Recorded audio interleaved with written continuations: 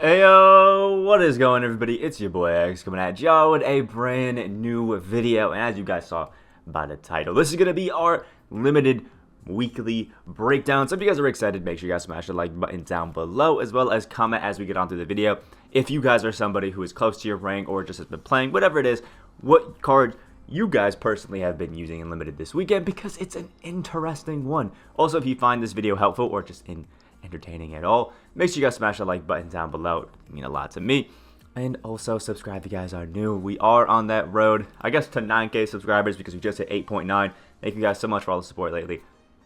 Kind of been crazy.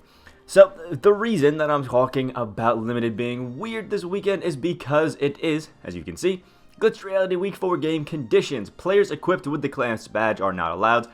Players who can have the Clamps badge applied are not allowed, and all eligible cards are marked with the limited sticker. No free agents allowed. And you can see I have already received my 4th ring, so I've gone through the ringer. Luckily, I got it on game 3, and I just played 2 extra for the win the weekend challenge, just because I'm close to the next level, which they're done. But either way, they added actually that second one right there, players who can have the Clamps badge applied. I saw some people that were a little bit upset about 2K not, or only having the first line, like players equipped with the Clamps badge not allowed, because there were some cards like Michael Porter Jr. and things like that who you could use because they don't have Clamps, but you could apply it. But if you think about it this way, if they only did the first one and didn't block all players who could have Clamps, there would be people who were able to sneak in cards that they added Clamps to and things like that. So I understand some of the negatives, but let's be honest, if we were all running non-Clamps cards and we were into somebody who had one, they'd obviously be at a big advantage. So this is the lineup that I was out here running. I think I have, I do have the correct couch. Yeah, sure, rebuild rotations, I don't care. So these are 5 of the cards that I actually kind of recommend and I think are pretty fun just to use. Some of them I use for a little bit of throwback, but this was the general team that I'm running. And I'll be honest, most people that you're going to go up against, because 4 out of 5 games that I played today were absolutely quits, I think you can just run, to save contract costs, a full bronze bench, because I literally didn't make it out of the first quarter in 4 of my games. Everybody just quit. And then I had one guy who was mad that I was beating him, so he let me sit there the entire game up 50. A little bit annoying. So we're using Ja Morant, who there are only really, I think, 2, maybe 3 PGs that I would recommend running, and Ja Morant is obviously one of them. And obviously, Ja Morant is because he's a free card that most of us are going to have if we played in the, I think it was Season 3. I think it was Season 3. I'm going to go with Season 3 with the Seasons of Giving, which is pretty cool. Ja Morant's because we have that Paul George jump shot base. We got a nice 88 shot 3 and 87 midi, a 95 driving dunk, and that's the big W for Ja Morant. It's the fact that he can slash the basket like crazy while still being able to shoot a little bit. He's got good playmaking, and an 82 perimeter in this actually doesn't feel too bad, despite not having Clamps. He's lightning quick as well, and we actually have some Hall of Fame badges, 25 gold, all of which, pretty good. I like the quick first step and things like that, and most of the cards that you are going to be using in this limited weekend are going to be pretty outdated cards. So the more recent cards you can use, like Ja Morant, the better, which is pretty cool. I'm running a Coutinho Mobley just because if you guys have used this Amethyst Coutinho Mobley, let me know down in the comment section below, because this guy is a money shooter. Jump shot 26, one of the best jumpers in the game in my opinion, and he's got an 88 shot 3, decent driving dunk of a 70, 84 perimeter again, which feels great if I'm being honest with some of these. You could also run that Steve Francis duo.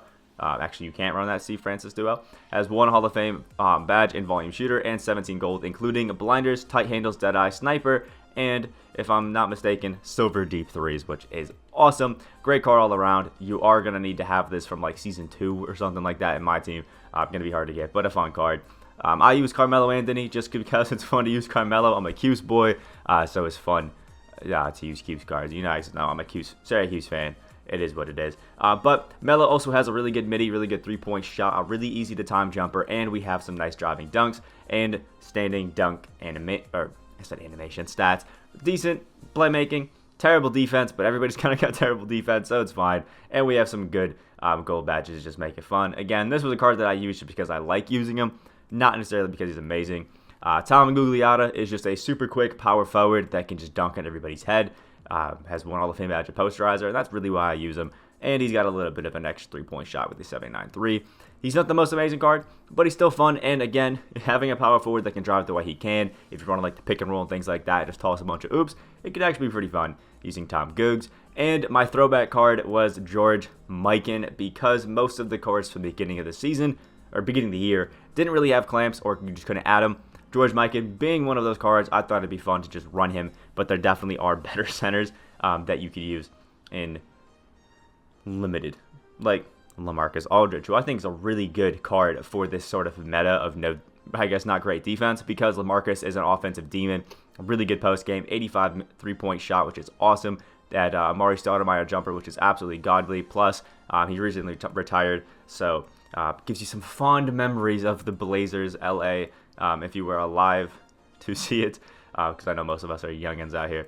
Sam Perkins, another pretty great center, just because 6'9" and has an 87 3-point shot with a money release in that Brook Lopez base, which is fun. So I want to show you guys some cards that I don't actually have on my person, I guess, because I do have some cards that are fun, but they're not necessarily amazing. Like most of these PGs that I have here are terrible. Like I am not going to be using Trae Young. Like no, thank you. Most of the shooting guards as well that I have, other than 2, aren't too amazing, and most of these guys that I have aren't too amazing. If I were to give you guys the #1 tip, it is please don't go out and spend MT on some of these cards. Like please try your best to make a lineup that you can do with what you have. Unless you're somebody who's been recently playing my team, that I understand, you're going to have to spend a little bit of MT to go get some of these guys, but don't go out of your way. So other PGs that I have that I think are really, really solid, or at least not PGs, I'm sorry, shooting guards that I think are really, really solid. Shai Gilgeous-Alexander, because he's a free diamond that we did have. 6'5" is really nice. 92 mid-range, has an 83 3-point shot, which is pretty solid. Has a 75 driving dunk. He can play make beautifully, and the defense actually is pretty good for a guy without clamps. And he has a really good speed. Hot zone hunter and bullet passer are great. I like the jumper. I like everything about Shai. And again, the all-around like playmaking ability is really nice. You can kind of like throw an okay PG in there and then have Shai really run your offense. And it's actually pretty fun, and it makes him feel actually super solid, which is nice. Another free card that some of you guys may have had, you can see the Seasons of Giving cards are like showing out today. You'll love to see it. Is Karis LeVert. I personally am a big stand for Jump Shot 70, and Karis LeVert has Jump Shot 70 on quick, which I absolutely love, obviously. 86 mid-range, 87 3-point shot, so he's going to be money. Great 80 driving dunk, some great playmaking, defense, and some pretty good speed. And also, Karis LeVert's been hooping, so 2K, moments card, please, or just a better version, which would be cool. And we have 22 gold badges, all offense, a lot of shooting, and a lot of finishing badges with a few playmaking, like quick first step. Just kind of mixed in here and there. If you have Karis LeVert, he could be a fun card to run, but overall, you know, not too big of a deal. So there are a lot of other cards that I've seen some people running. I've even ran against a few of these guys actually using them, which is pretty cool. So the first one I want to shout out, and I think is probably the best card to be running, is from the Tip-Off East set for Season 2, and it's Pink Diamond Pistol Pete. Pink Diamond Pistol Pete is a demon. I mean, you're talking about a guy who has the Ray Allen jump shot base, and everybody was super excited for his Galaxy Opal or Dark Matter in the token market because of how good this Pink Diamond was.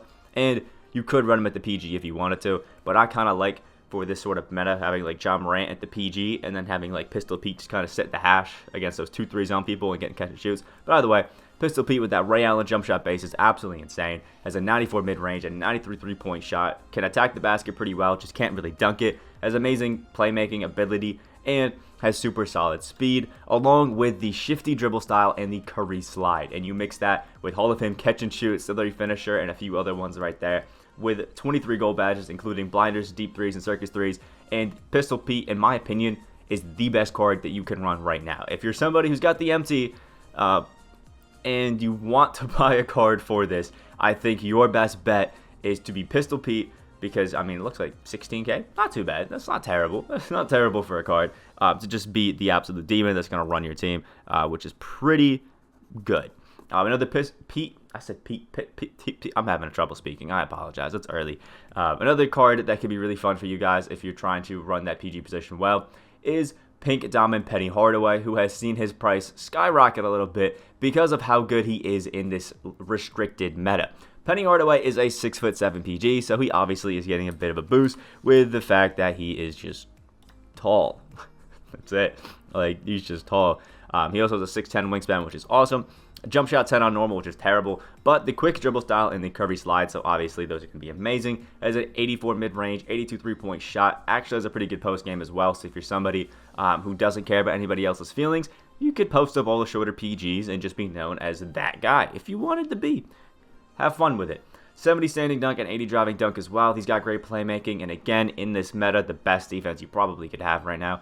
Most of these cards don't have a 90 perimeter defense without clamps, and lightning quick as well, with some really good Hall of Fame badges, 10 of them to be exact, some pretty good playmaking ones and finishing ones, and then 35 gold badges to just kind of even everything out, which is pretty nice. And again, I think your two best bets, 4 cards, are going to be Penny Hardaway and Pete Maravich. If you're a true cheeser, run Penny at the 1, Pistol Pete at the 2, and you probably won't lose a game because nobody's going to stay past the first quarter.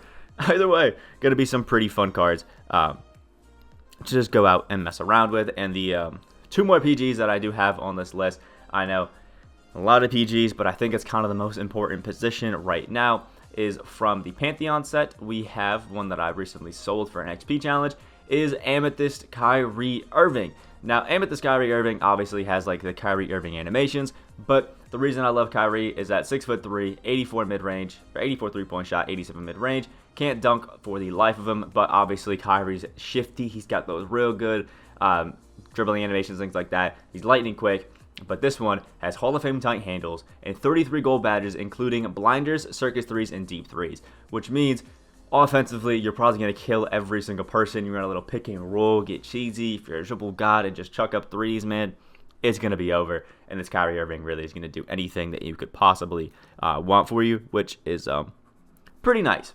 And then the last PG that I guess I will talk about, I think, is from the Idol Series 1 set. Throwing it way back, if I remember correctly. Let's see. Am I correct? I might be wrong. On this. Oh, you know what? I am very, very wrong. It's actually from the Flash set from the very beginning of us getting cards, and it should be right here. There we go. Oscar Robertson. Now, Oscar Robertson has one of the best jumpers in the game, in my opinion, and you can see he has a 97 offensive overall, which is great, and the Curry slide. Any card that has the Curry slide right now is going to be amazing because you mix terrible defense with the Curry slide. Is over. You're cooking everybody. But a good mid-range of an 87, 83 3-point shot. Obviously, Oscar is going to be able to do a little bit of everything besides dunking on this pink diamond, or on this diamond. Also, Opal, Dark Matter Oscar, better be coming soon.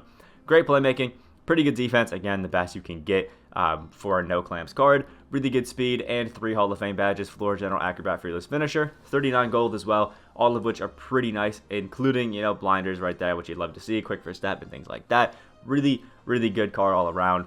Not any deep threes on him, which is a little bit tough, but still going to be a fun card that you can Curry slide around with and have some fun if you truly, truly wanted to.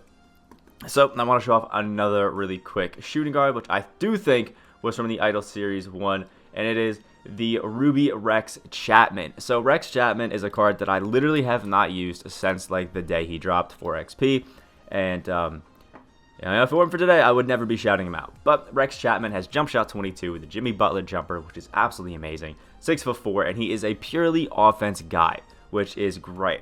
We have an 84 mid-range, 89 3-point shot. We got a good driving layup, a 90 driving dunk, which is going to be amazing. Great playmaking for a Ruby that was put out of the game like 2 months ago. Really good speed as well. But the big thing is the 27 gold badges, which include posterizer, blinders, circus threes, and deep threes with slithery finisher and quick first step. I know I'm showing out a lot of cards that have, I guess, steady on current gen, but it's really nothing you can do. And at this point, the difficulty, I'm pretty sure, is like pro or some shit. I'm barely missing shots. Everybody's making whites. You'll be fine without it. And Rex Chapman is going to be just a great card all around, just to have a nice little jumper, catch and shoot real well, and you can still drive to the basket and dunk on everybody's head. And last but not least, I do want to show you guys 2 big men that you can run as well that are going to be pretty fun. First off being, I've got to remember where this card, what set this card was in, because it is a little bit ago that we've had this card, but I'll try to remember it right here. I think it was the double take set. It was beautiful. And it's right here with Amethyst Sean Kemp for a power forward center. You actually can't get too much better than Sean Kemp because he's literally all offense, which is pretty much the meta for this. We have a great post game, which is pretty good for an Amethyst, a 92 mid-range, an 83-point shot, and a great jumper. And then 97 standing, a 96 driving dunk, and he can speed boost with the right, I think, coach boost or floor general in general, which is great. You can run the pick and pop, pick and roll with the Sean Kemp all around. It opens up a lot of offensive opportunities for you. Interior defense is great, but the perimeter is terrible. Really good rebounding, and he's lightning quick as well. So if people are running the centers like I was and George Mikan, this Sean Kemp is going to pick them apart driving to the basket. Posterize and highlight film on Hall of Fame, and 15 gold badges to just help that big man ability, including quick for step and downhill. So again, if people are running those traditional big men or somebody that I've seen a lot in Diamond Arvydas Sabonis, you are going to absolutely kill them. And yeah, it's pretty nice. And then last but not least, another card that I think is absolutely insane that isn't getting as much love as I think it should for this meta is Diamond Chris Bosh, who I personally think is the best center to run. A lot of people are running Arvydas Sabonis, but run Chris Bosh instead, trust me. 6'11", jump shot 29, one of the best jumpers in the game and the best on current gen. And on offense, there really isn't anything wrong. We have great post game, a 94 midi, an 89 3-point shot, mixed with an 80 standing and driving dunk. Then pretty good interior defense as well, just can't guard the perimeter. Great rebounding, pretty good speed, and 9 Hall of Fame badges, including catch and shoot, corner specialist, post spin, rhythm shooter, and set shooter, which is great. Also volume, 25 gold badges, brick wall, lob city, heart crusher, intimidator, rebound chaser, blinder, circus, threes, deep threes. You love to see it, man. This Chris Bosh is a demon. So I know I've showed you guys a lot of PGs, a lot of like PGs, shooting guards, and centers with a power forward or two mixed in here and there. But honestly, I think if you just have a cone at the 3, a cone at the 4, who can just kind of shoot threes, and that's really about it, and then you run a really good point guard, really good shooting guard, and a pretty good center, you'll be perfectly fine and you'll win your games. Because again, people are annoyed at this meta, so they are going to quit very easily. And the one thing I do want to caution everybody is please do not run these 2021 current NBA cards. I've seen people running full lineups of them, and they are trash. They have just terrible badges. Please do not run them. Again, let me know what you guys think about the video down in the comment section below. And again, what do you guys think about this overall, requirements unlimited? Are you a fan? Do you think it's cool? Let me know. If you guys have used any cards that I didn't shout out, make sure you drop them down in the comment section below. Subscribe if you guys are new on that road to 10K subscribers. I hope you guys have a great rest of your day. Hope you all get your rings, and I'll see y'all in the next video.